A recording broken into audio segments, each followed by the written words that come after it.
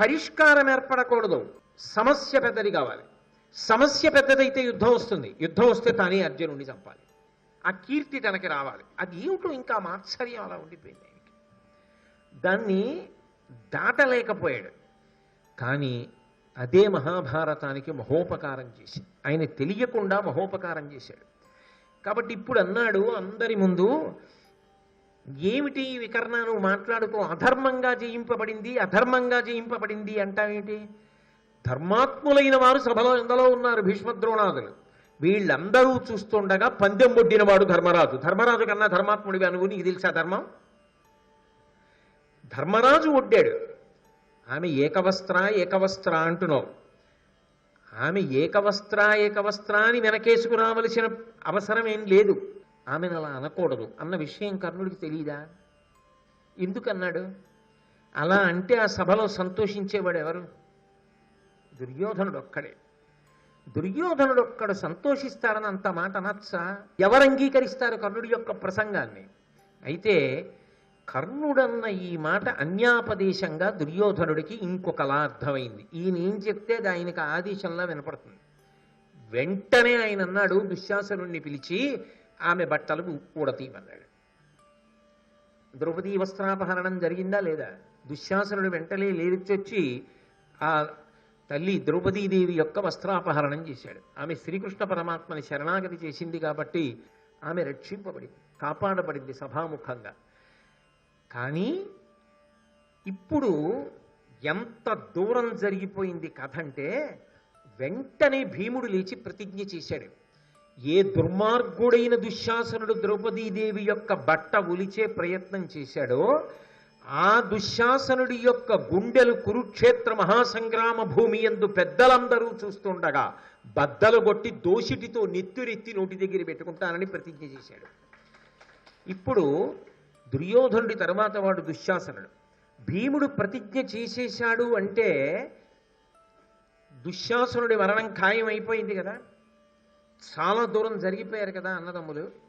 అది ఒక్క జూదం దగ్గరే ఆగిపోయినట్టుంటే దానికి మరమ్మత్తు చేయడం తేలికే. ఏదో జరిగిపోయింది, ఇంకెప్పుడు ఇలాంటి పిచ్చి పనులు చేయకండి, వాళ్ళ రాజ్యం వాళ్ళకి ఇచ్చేసేయండి అనడం తేలిక. చెయ్యరాని పని, చెయ్యకూడని పని, మనసులో ఎప్పుడూ ఇక అంగీకరించడానికి యోగ్యం కాని పని సభాముఖంగా జరిగిపోయిందా లేదా?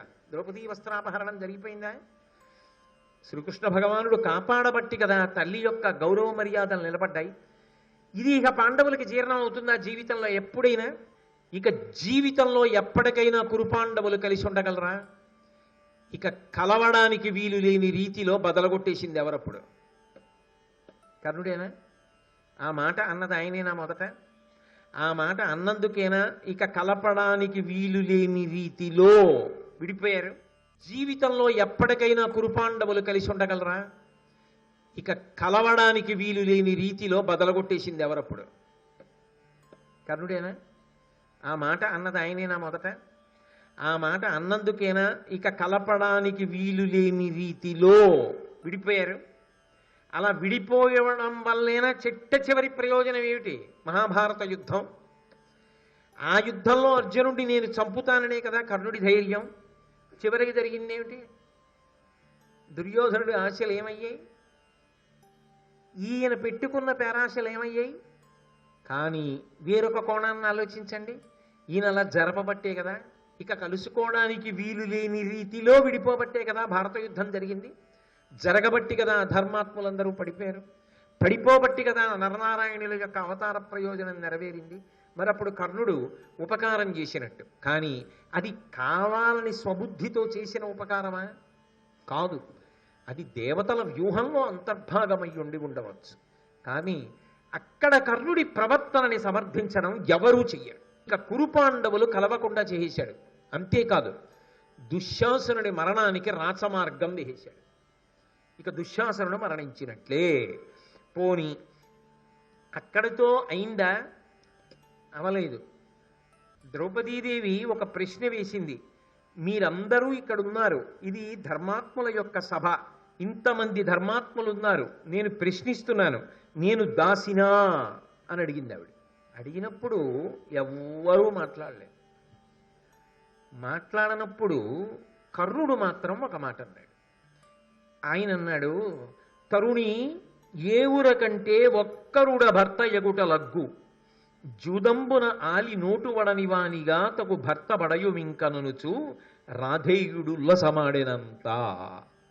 ఆ స్థితిలో, అంత కష్టంలో, అంత బాధలో ఏడుస్తూ సభలో నిలబడినటువంటి ఒక స్త్రీ, ఒక పతివ్రత, ఒక మహాతల్లి, ఆమెను ఉద్దేశించి అసలు పరాచికమాడడం అంగీకారయోగ్యమా? ఆమెని ఉద్దేశించి ఎంత దారుణమైన హాస్యం ఆడాడంటే, భర్త రక్షిస్తాడు, కానీ నీ వస్త్రాపహరణం చేస్తేనే నీ భర్తలు రక్షించలేదు. ఒక పని చెయ్యి, ఇక పైన 5గురు భర్తలు ఉండి ప్రయోజనం ఏమిటి? జూదంలో నిన్ను పణంగా పెట్టి ఓడిపోని భర్తని ఇంకొక్కడిని కూడా చూసుకోవాలి. ఎంత దారుణమైన మాట! ఆ మాట తలుచుకు తలుచుకు తలుచుకు తలుచుకు ద్రౌపదీదేవి ఎంత బాధపడింది. ఆ మాట కదు భారత యుద్ధానికి కారణమైంది. ఆయన ఏం చెప్తే అది శాసనం దుర్యోధనుడు. అబ్బా, ఎంత పెద్ద మాట అన్నాడో, ఎంత అవమాన పెట్టాడో! ఈయన ఊరుకున్నాడా? ద్రౌపదీదేవిని పిలిచి తొడ చూపించి వచ్చి కూర్చోమన్నాడు. అంటే తనని 6వ భర్తగా స్వీకరించమని. అంత నిండు సభలో ఆమె పట్ల అలా ప్రవర్తించినది కృష్ణ పరమాత్మ తర్వాత అందుకే అన్ని మాటలు ఆ మాట ప్రస్తావన చేశాడు. ఆమె పట్ల అలా ప్రవర్తించినది ఇక ఎవరికైనా జీర్ణం అవుతుందా? వెంటనే భీముడు లేచి ప్రతిజ్ఞ చేశాడు, ద్రౌపదీదేవిని వచ్చి కూర్చొమ్మని ఏ తొడ మీద కొట్టి సంజ్ఞ చేశావో ఆ 2 తొడలు గదాదండం పెట్టి కొట్టి వెరగొట్టేస్తాను యుద్ధభూమిలో అని. ఆఖరికి అదే జరిగిందా? దుర్యోధనుడు మరణించడానికి కావలసిన రాజమార్గం వేసేశాడా కర్ణుడు? ఆయన అనడం, దుర్యోధనుడు చేస్తూ ఉండడం.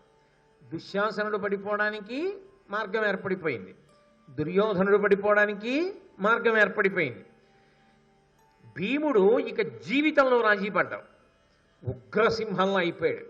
అర్జునుడు రాజీ పడ్డావు. వాళ్ళు కాదు, అసలు ద్రౌపదీదేవి అంగీకరిస్తున్నా ఇక సంధిని. ఇన్నాళ్ళు పాండవులు సంధికి రాయబారానికి అంగీకరించేవాళ్ళు, ఇక అంగీకరించడం సాధ్యమా ద్రౌపదీదేవికి? భీముడికి అంత తేలిక? అసలు కృష్ణుడికి అంత తేలిక? అంటే ఇక జీవితంలో అన్నదమ్ములు కలుసుకోవడానికి అవకాశం లేనంతగా విడిపోవడానికి కావలసిన ప్రాతిపదికని వేసినవాడెవరు? కర్ణుడే. ఆయనన్న మాటలేగా ఇంత దారుణానికి వెళ్ళాయి. ఎందుకు ఇలా ఇంత అసహ్యకరమైన మాటలు ఎందుకు మాట్లాడినట్టు? ఒక్కటే ప్రయోజనం, కావలసింది యుద్ధం. యుద్ధం జరగాలి. ఆ యుద్ధంలో శత్రువులు నిశ్శేషమైపోయి దుర్యోధనుడు సార్వభౌముడు అవుతాడు. అది నేను ఆయనకి చేసి పెడతాను. ఈయనకేమిటి ఎందుకు సంతోషం? అర్జునుడిని పడగొడతాను. ఏమిటి అర్జునుడి మీద అంత కోపం? అది ఇప్పటిది కాదు, ఎప్పటిదో ఆ వైరం నరుడితోటి. ఆ నరుడి చేతిలో పడిపోవాలి. అందుకే ఇంకా అంత మాత్సర్యం పెంచేసుకున్నాడంతే. పెంచేసుకుని నిజానికి వాళ్ళకి అన్నయ్య కదవుతాడు, కానీ అంత దారుణమైనటువంటి రీతిలో శత్రుత్వాలు పెరిగిపోవడానికి కారణమైపోయాడు. అంటే ఒక వ్యక్తి జీవితంలో తర్వాత ఎంత విచారించినా దిద్దుకోలేనంత దారుణమైనటువంటి మాట ప్రయత్నపూర్వకంగా తెలిసి ప్రయోగించకూడదు. ఎందుకంటే ఒకసారి ప్రయోగించినప్పుడు దుశ్శాసనుడి మీద ప్రతిజ్ఞ జరిగినప్పుడు వెంటనే మళ్ళీ వెటకారమాడి ద్రౌపదీదేవిని పిలిచి 6వ భర్తని చూసుకో అన్న మాట అసలు కర్ణుడు వాడచ్చా? ఇదే అత్యంత ప్రమాదకరమైనటువంటి స్థితికి వెళ్ళిపోయింది. అక్కడతో పోయిందా? వాళ్ళు ఇంకా ఇంటికి వెళ్ళకముందు అనుజ్యూతానికి పిలిచారు. తర్వాత ఏదో ద్రౌపదీదేవికి వరాలు ఇచ్చాడు ధృతరాష్ట్రుడు, వాళ్ళకి రాజ్యం ఇచ్చారు. ఇంకా ఇంటికి దాకా వెళ్ళలేదు, మళ్ళీ అనుజ్యూతానికి పిలిచారు. మళ్ళీ అనుజ్యూతంలో అన్నీ పోగొట్టుకుని ఈసారి అరణ్యవాసం, అజ్ఞాతవాసం. అజ్ఞాతవాసంలో ఉనికి తెలిస్తే మళ్ళీ అరణ్యవాసం, అజ్ఞాతవాసం. అంటే ఏమిటి? ఎప్పటికీ పాండవులకు రాజ్యం ఉండకూడదు. రాజ్యం ఉండకూడదు ఒక్కటే కాదు, కష్టాలు పడుతూనే ఉండాలి. తాము రాజ్యాలు ఏలుతూనే ఉండాలి. రాజ్యాలు ఏలుతూ నవ్వుతూ వాళ్ళుండాలి, కష్టాలు పడుతూ ఏడుస్తూ వాళ్ళు. అందుకని ఈ రెండు షరతులతో అనుజ్యూతాన్ని నిర్వహించారు. సహజం శకుని చేతిలో ఓడిపోవడం, ఓడిపోయారు. ఓడిపోయి వాళ్ళు అరణ్యవాసానికి వెళ్ళిపోతున్నారు. వెళ్ళిపోతూ ఆఖరికి ఇవన్నీ, ఈ మాటలు, ఈ అనుజ్యూతం, ఈ జూతం ఇవన్నీ ఎక్కడికి వెళ్ళిపోయాయి అంటే అర్జునుడు ప్రతిజ్ఞ చేశాడు. ఆయన అన్నాడు, కనకోర్వీధరసానుసార రుచిమద్గండీవ నిర్ముక్త పత్రిని పీతారుణ వారి శేషము పతత్రివ్రాతముల్ త్రావునయ్యని నా తోడ చతుర్దశాబ్దమున మారైపోరు కర్ణాది దుర్జన సంఘంబుల మార్తురందునుముదున్ సంగ్రామ రంగంబునన్. 14 సంవత్సరాలు అయిపోయిన తరువాత యుద్ధభూమిలో కలుసుకుంటాం మేము కౌరవులం. అలా కలుసుకున్నప్పుడు నా ధనస్సు నుండి వెలువడేటటువంటి తీవ్రమైన బాణ పరంపర చేత నేను ఈ కర్ణుడిని చంపేస్తాను. ఈ కర్ణుడి తల తెగి యుద్ధభూమిలో పడిపోయి నెత్తురు భూమిలోకి ఇంకుతుండగా గ్రద్దలు రాబందులు ఎగురుతూ వచ్చి ఇతని శరీరాన్ని పొడుస్తాయి. అలా యుద్ధభూమిలో 14 ఏళ్ల తర్వాత కర్ణుడి తల తెగేస్తానని ప్రతిజ్ఞ చేశాడు. అంటే ఇక కలుసుకోవడం సాధ్యం అవుతుందా? దుర్యోధన దుశ్శాసనుల విషయంలో భీమ ప్రతిజ్ఞ అయిపోయింది, శకుని విషయంలో నకుల సహదేవులు, కర్ణుడి విషయంలో అర్జునుడు. భీముడు మళ్లీ ప్రతిజ్ఞ చేశాడు, దుష్టచిత్తుడైన కష్టు దుర్యోధను శరముదన్నువాడ ధరణి కూల్చి హీనుడైన దుస్ససేనుని వధించి వేడి రక్తమనువాడగడగి. 14 ఏళ్ళు అయిపోయిన తర్వాత మేము అరణ్యవాసం, అజ్ఞాతవాసం పూర్తి చేసుకుని 14వ ఏట యుద్ధానికి వస్తాం కదా. అప్పటికి 13 ఏళ్ళు అయిపోతాయి. ఆ 14వ ఏట మేము యుద్ధానికి కలుసుకున్న తరువాత దుర్యోధనుణ్ణి తొడలు విరగ్గొట్టి యుద్ధ భూమిలో చంపడమే కాదు, నా కాలు పెట్టి తల తంతాను దుర్యోధనుడి. అంతేకాదు, దుశ్శాసనుడి యొక్క గుండెలు బద్దలగొట్టి వేడి నెత్తురు తీసి నోటి దగ్గర పెట్టుకుంటారు. ఇంతమంది ప్రతిజ్ఞలు చేసి అరణ్యవాసానికి బయలుదేరారు. ఇప్పుడు వీళ్ళు అనుభవించిన భోగం ఓ మెరుపు లాంటిది. 14 ఏళ్ళు ఎంతలో వస్తాయి? 13 ఏళ్ళు పూర్తయిపోయి 14వ ఏడు వచ్చేది. వాళ్ళు వచ్చారంటే ఆకలిగొన్న సింహాల్లో వస్తారు. అప్పుడు దెబ్బతిన్న పెద్ద పులుల్లో వస్తారు, తోక తొక్కిన త్రాచుపావుల్లో వస్తారు. వచ్చిన తరువాత పాండవుల ముందు నిలబడడం అంత తేలిక. కానీ పేరాశ ఏమిటంటే ఇంత తేజోమూర్తులు ఎలా ఉండగలరు అజ్ఞాతవాసంలో? వీళ్ళ ఉనికి తెలియకుండా ఎలా ఉంటుంది? ఈ ప్రశ్న వేసుకునేటప్పుడు ఈ 5గురే ప్రచ్ఛన్న వేషాల్లో ద్రౌపదీ స్వయంవరంలో కనపడితే మనం కనిపెట్టగలిగేమా? ఎవరన్నా కనపడితే కాదు, యుద్ధం చేశారు. ఎదురుగుండా నిలబడి యుద్ధం చేస్తే, బాణాలేస్తే, ఓడిస్తే, నాతో యుద్ధం చేస్తే అర్జునుడు చెయ్యాలి, ఇంద్రుడు చెయ్యాలి, పరశురాముడు చెయ్యాలన్నాను తప్ప అర్జునుడే అని గుర్తుపట్టగలిగానా? గుర్తుపట్టలేకపోయానుగా. అప్పుడు గుర్తుపట్టలేకపోయింది, అజ్ఞాతవాసంతో గుర్తుపట్టగలనా అని ఆలోచన రాలేదు. మౌఢ్యమన్న మాటకి ఇంతకన్నా పర్యాయపదం ఏముంటుంది? కాబట్టి వాళ్ళు అరణ్యవాసానికి వెళ్ళిపోయారు. వెళ్ళిపోయిన తర్వాత ఇక్కడ కౌరవులు పరమ సంతోషంగా ఉన్నారు. 12 ఏళ్ళు అరణ్యవాసం ఖచ్చితంగా చేస్తారు. ఎందుకంటే అక్కడ ధర్మరాజు గారు ఉన్నాడు. ఎన్ని బాధలు పడినా సహనాన్ని కోల్పోనివాడు యుధిష్ఠరుడు. ఎందుకంటే ధర్మాన్ని పాటిస్తాడు. అందుకు ఒకడు యుధిష్ఠరుడు అయ్యాడు. ధర్మాన్ని ఆచరించడంలో వచ్చే ఒరిపిడిలో ఎన్ని కష్టాలైనా తట్టుకుంటాడు. ఆయన మాట కాదనరు భీమార్జునుల కుల సహదేవులు. కాబట్టి 12 ఏళ్ళు యుద్ధం రాదు, ఖాయం కదా. ఇంకా తర్వాత ఓ ఏడాది అసలు రాదు. ఎందుకంటే వాళ్ళు అజ్ఞాతవాసంలో ఉంటారు. అజ్ఞాతవాసం అంటే ఓ మారు వేషాలు వేసి తిరుగుతారు. కానీ కనీసం ఇప్పుడు కోదండం కదా ఎక్కడన్నా ఉంటుందేమో దగ్గరలో. అప్పుడు అసలు దగ్గరలో ఉండే అవకాశం ఉంటుంది. గుర్తుపట్టేరు. గదట్టుకు భీముడు తిరిగితే గుర్తుపట్టరు, గాంధీవం మట్టుకు అర్జునుడు తిరిగితే గుర్తుపట్టరు. అందులో ఎక్కడో పెట్టేవో మారు వేషాల్లో ఉంటారు. ఎవరు గుర్తుపడతారు? యుద్ధం ఎందుకు వస్తుంది? యుద్ధానికి వస్తారా అజ్ఞాతవాసంలో? రారు. కాబట్టి 13 సంవత్సరములు యుద్ధం వచ్చే అవకాశం లేదు. వాళ్ళ నమ్మకం ఏంటి? ఖచ్చితంగా 13వ ఏట చూద్దాం. 12 పూర్తవగానే వీళ్ళు వేషాలు మార్చుకుంటుంటారు కదా, ఎక్కడికో పెడతారు కదా, అప్పుడు మనం పట్టుకోలేము. అధికారం అంతా మన చేతిలో ఉంది. వాళ్ళు ఎక్కడున్నా పట్టేస్తాం. 5గురే కాదు, ద్రౌపదీదేవి కూడా ఉంది. కాబట్టి తేలికే. వాళ్ళంటూ ఏమైనా జాగ్రత్త పడవలసిన అవసరం ఉంటే, పాండవుల్ని పట్టుకోవాలని చాలా తొందరపడిపోవలసి వస్తే చాలా జాగరూకులై ఉండవలసి వస్తే వాళ్ళు ఎప్పుడు ఉండాలి? 12 ఏళ్ళు అయిపోయాక. ఈ లోపల ఎక్కడ ఉన్నారు అంటే అడవిలో ఉంటారు. ఇవాళ ఈ అడవిలో ఉంటారు, మహా అయితే ఓ 3 నెలలు పోయాక పక్క అడవిలో కడతారు, ఇంకో 3 నెలలు పోయాక ఆ పక్క అడవిలో కడతారు. అంతే కదా వాళ్ళు చేస్తారు. వీళ్ళ గూఢచారులు చెప్పరేమిటి? ఎక్కడున్నారంటే బలానా వనంలో ఉన్నారు, ఇంకో వనంలో ఉన్నారు, ఇంకో సరోవరం దగ్గర ఉన్నారు అన్న మాట చెప్తూనే ఉంటారు. వాళ్ళకి తెలుస్తూనే ఉంటుంది. 12 ఏళ్ళు ఇంకా పాండవుల గురించి పట్టించుకోకుండా పరమ సంతోషంగా కాలం గడిపేయచ్చు. మధ్యలో వెనక్కి వస్తారేమో అన్న బెంగే లేదు. ధర్మరాజు గారి ధర్మమే అడ్డు. ధర్మరాజు గారి ధర్మం విషయంలో అందరికన్నా ఎక్కువ నమ్మకం కౌరవులకి. ఎందుకంటే ఆయన మాట తప్పడు అని. కాబట్టి హాయిగా ఉండొచ్చు కదా. హాయిగా ఉన్నారు. ఎవరు? దుర్యోధనుడు ఉన్నాడు, శకుని ఉన్నాడు, అందరూ ఉన్నారు. లేనివాడు ఒక్కడే ఉన్నాడు. ఎవరు? కర్ణుడు. ఎందుకు హాయిగా లేడు అంటే 13 ఏళ్ళు యుద్ధం ఉండదా అర్జునుడితో? 13 ఏళ్ళు అర్జునుడితో యుద్ధం చేసే అవకాశం రాదా? 13 ఏళ్ల తర్వాతేనా 14 ఏడు వచ్చే వరకు నేను ఎదురు చూడవలసిందే అర్జునుడిని గెలవడానికి.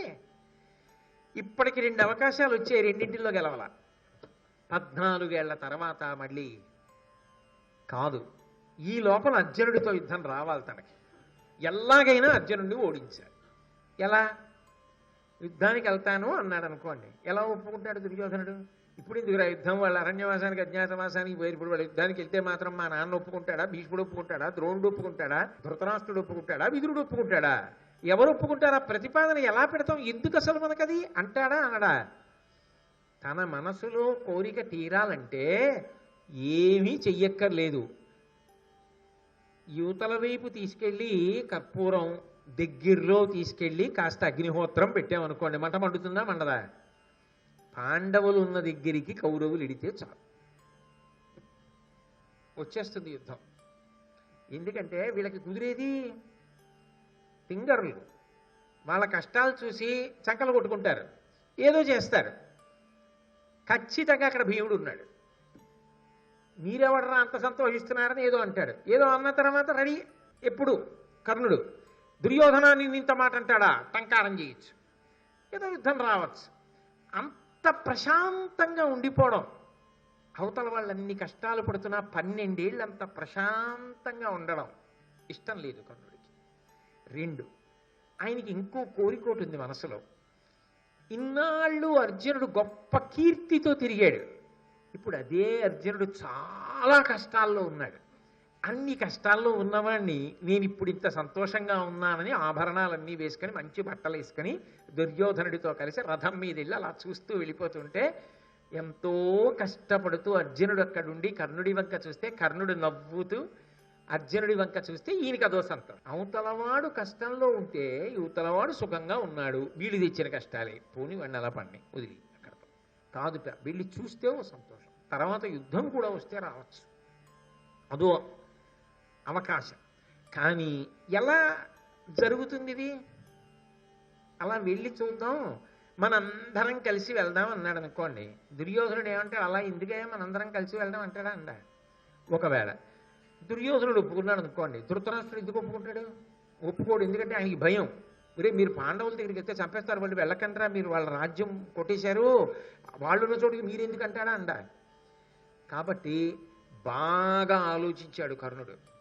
ఆలోచించి ఒక రోజున దుర్యోధనుడు హాయిగా సంతోషంగా కూర్చుని ఉన్నాడు. 13 ఏళ్ళు పేచీ లేదు కదా. 13వ ఏడాదంతా కష్టపడి ఎక్కడున్నారో పట్టేసుకోలేమా? పట్టేసుకుంటాం. 12 ఏళ్ళు పూచీ పేచీ లేదు.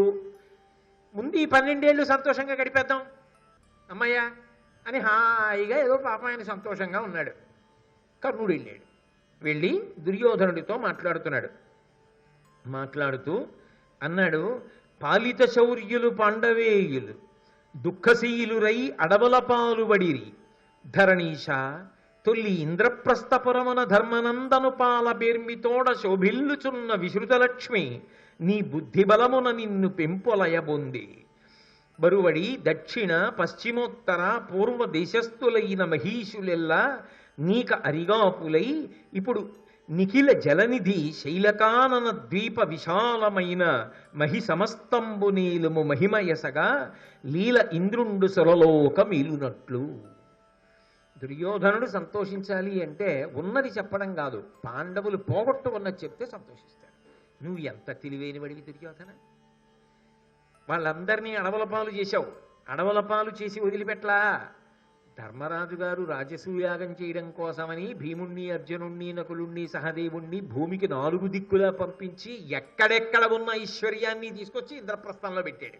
తేనె పట్టు పెట్టిన తేనెటీగలు ఏం చేస్తాయి? ప్రతి పువ్వు దగ్గరికి వెళ్ళి వాలి పువ్వులో ఉన్నటువంటి చుక్క చుక్క మకరందాన్ని తీసుకొచ్చి తేనె పట్టంతా నింపుతాయి. తెలివైన వాడు ఏం చేస్తాడు? 4 తాటాకులు తీసుకొచ్చి దాని కిందెట్టి మంటెట్టి వెళ్ళిపోతాడు. ఈ పొక్కి తేనెటీగలన్నీ పోతాయి. వాడేం చేస్తాడు? తేనెటీగలన్నీ వెళ్ళిపోయిన తర్వాత తేనె పట్టు కోసేసి కిందకి తెచ్చేసి డబ్బాలో పిండేసుకుని తేనె తాగేస్తాడు, పొట్టవతల పారేస్తాడు. అలా ఎంత తెలివైన వాడి దుర్యోధన. నిజంగా అదే తెలివితేటలంటే, యుద్ధం చేసి గెలవాలి. అంతకుముందు ఏమన్నాడు? పరాక్రమము గొప్పద అన్నవాడేనా? పుట్ట బుద్ధిబలంతో గెలిచేట దుర్యోధనుడు. ఎంత చాతుర్యంతో గెలిచావు. ధర్మరాజు గారు ఇంత కష్టపడి తమ్ముళ్ళని భూమికి 4 వైపులా పంపించి రాజసూయాగం చెయ్యడానికి రాజులందరినీ గెలిచి తీసుకొచ్చినటువంటి ధనాన్నంతటినీ ఇంద్రప్రస్థంలో పెడితే నువ్వు నీ బుద్ధిబలం చేత ఐశ్వర్యాన్నంతటినీ నీతిగా చేసేసుకున్నావు. ఐశ్వర్యం ఒకటేనా? ఎప్పుడైతే పాండవులు అరణ్యాల పాలైపోయారో యావత్ భూమండలానికి నువ్వు చక్రవర్తివి, సార్వభౌముడవయ్యావు. హాయిగా ఏలుకో, తిరుగులేని రీతిలో ఏలుకో దుర్యోధన. ఆయనకి తెలియదు ఏమిటా? ఆయన ఇప్పుడు అనుభవిస్తున్నది అది కాదేమిటి? కాదు, కర్ణుడి మనసులో ఉన్న ఆంతర్యం వేరు.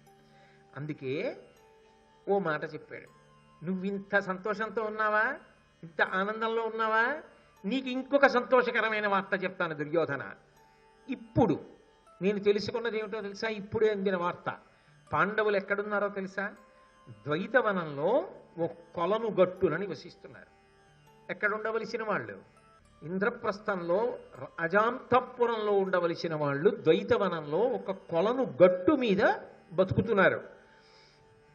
వాళ్ళు అలా ఉంటే, ఐశ్వర్యమంతా పోగొట్టుకునుంటే, రాజ్యభ్రష్టులై ఉంటే, కష్టాలలో కూరుకుపోయి వాళ్ళుంటే నువ్వెలా ఉన్నావు? మధ్యాహ్న సమయంలో వెలిగిపోతున్న సూర్యబింబం ఎలా ఉంటుందో అలా ఉన్నావు. అంతేకాదు, నహుష చక్రవర్తి కుమారుడైనటువంటి యయాతి ఎలా ఉంటారో అలా ఉన్నావు ఇప్పుడు ఈ రాచరికపు టీవీతో. ఇలా ఉండడం కాదు దుర్యోధన, ఇలా నువ్వు నీ వాళ్ళందరితో కలిసి ఒకసారి అలా అరణ్యానికి వెళ్ళి పాండవులకు కనపడాలి. పాండవులు నిన్ను చూస్తారు. అబ్బా, చూడు దుర్యోధనుడు ఎంత సంతోషంగా ఉన్నాడో, ఎంత ఆనందంగా ఉన్నాడో, ఆయన రాణులు చూడు, ఆయన స్నేహితులు చూడు, మన బతుకులు చూడు, మనం ఎలా ఉన్నామో చూడు అని ఏడిచే వాళ్ళు ఇంకా ఏడుస్తారు. నవ్వుతున్న నువ్వు ఇంకా నవ్వాలి వాళ్ళని చూసి, అది గొప్ప. అంతేగాని అన్నీ వచ్చేసాయని సంతోషంగా సింహాసనం మీద కూర్చుంటానంటావే. కాబట్టి మనం అరణ్యానికి వెడితే బాగుంటుంది. అసలు ఇందుకు ఈ ఆలోచన తర్వాత బయట పెడతాడు మెల్లిగా. ధన ధాన్య పుత్ర బాంధవ జన లాభంబులను తలప సరిగావు, సుఖంబున తాను దనరి శత్రులు ఘనతర దుఃఖములనుండకని అలరుటకున్. ధనమున్నా, ధాన్యమున్నా, బిడ్డలున్నా, ఐశ్వర్యమున్నా వచ్చేటటువంటి సంతోషం కన్నా నిజానికి దుర్యోధన ఒక సంతోషం గొప్పది. ఏమిటో తెలుసా సంతోషం? మనం ఎంతో వృద్ధిలోకి రావడం ఒకెత్తు, మన శత్రువులు సర్వనాశనమైపోయి, దుఃఖాల పాలైపోయి, కష్టాల పాలైపోయి, నిలబడిపోయి ఉండడం ఒకెత్తు. అలా ఉండగా వాళ్ళని మనం చూసి నవ్వడం ఒకెత్తు. అలా అసలు ప్రవర్తించచ్చా? నిజానికి శత్రుభావన మనసులో పెట్టుకోకూడదు. ఎప్పుడైనా శత్రుభావన ఎవరి ఎందైనా పొరపాటున కలిగిందనుకోండి, ఉత్తర క్షణం భగవంతుణ్ణి ఏమన ప్రార్థన చెయ్యాలంటే, నా యందు వారికి, వారి యందు నాకు శత్రుభావన పోవుగాక. శత్రువులు నశించాలని కోరుకోకూడదు, శత్రుభావనలు నశించి అందరం ఒకటిగా బ్రతికెదముగాక అని అడగాలి ఈశ్వరుణ్ణి. నాకు ఈ శత్రుభావనలు లేకుండా చెయ్యి, వాళ్ళకి నా మీద శత్రుభావనలు లేకుండా చెయ్యి, మేమందరం సోదరులా కలిసి బ్రతికేటట్టుగా అనుగ్రహించు అని అడగాలి ఈశ్వరుణ్ణి. అది పరిణితి కలిగిన భక్తి. కాబట్టి అలా చెప్పట్లేదు. వాళ్ళు అంత కష్టాల్లో ఉండగా నువ్వు ఇన్ని సుఖాల్లో ఉన్నావు కాబట్టి సుఖాలు అనుభవించడం ఒకటే కాదు, కష్టాలు పడుతున్న వాళ్ళ దగ్గరికి వెళ్ళి వాళ్ళ కష్టాలు చూసి నువ్వు నవ్వాలి. అది మనిషికి గొప్పతనం. అంటే ఇక్కడే అనుభవిస్తూ కూర్చుంటానంట ఏమిటి? ద్వైతవనంలో సరోవరం దగ్గర పడి కొట్టుకుంటున్నారు, అక్కడ ఉన్నారట, కాబట్టి అక్కడికి ఎడదాం పదా అని. అన్నిటికన్నా దుర్యోధన ఒకటి చూసి తీరాలి. ఏమిటో తెలుసా? నారలుగట్టి కూరలశనంబుగా ఉగ్రవనంబులో విపద్భారము నొంది వందురిన ఫల్గును ఉజ్వల రాజ్య వైభవోదారులమై కనుంగొని ముదంబున పొందగ కాంచు కంటే ఇంపారగ నుండు కల్గునే కృతార్థత ఎందును కౌరవేశ్వర. కృతార్థత అన్న మాటకు అర్థం ఏమిటి దుర్యోధన? అరణ్యానికి ఎడితే మనకొకడు కనపడతాడు, అర్జునుడు. ఆయన ఈ పాటికి నార బట్టలు కట్టుకుని ఉంటాడు, మృదువైన పట్టుబట్టలు కట్టుకుని ఉండేవాడు కదూ. ముతక బట్టలు కట్టుకుని భయంకరమైనటువంటి అరణ్యంలో కేవలముగా దొరికిన కాయగూరలు మాత్రమే తింటూ ఉజ్వల రాజ్య వైభవోదారులమై కనుంగొని అన్ని కష్టాలు పడుతున్న అర్జునుడి వంక మనిద్దరం వెళ్ళి చూసి, భలే కష్టాలు పడుతున్నాడు రా అని మనం ఇన్ని ఆభరణాలు పెట్టుకుని కిరీటాలు పెట్టుకుని మనం వెళ్ళి రథాల్లో చూస్తుంటే, అర్జునుడు అలాంటి స్థితిలో ఉండి మన వంక చూస్తే, అబ్బా ఇంపారగ నుండు గల్గునే కృతార్థత ఎందును కౌరవేశ్వర. ఇంకా అటువంటి దానికన్నా అందమే ఉంటుందయ్యా. శ్రీ ఉమామహేశ్వర పరబ్రహ్మార్పణమస్తు. స్వస్తి.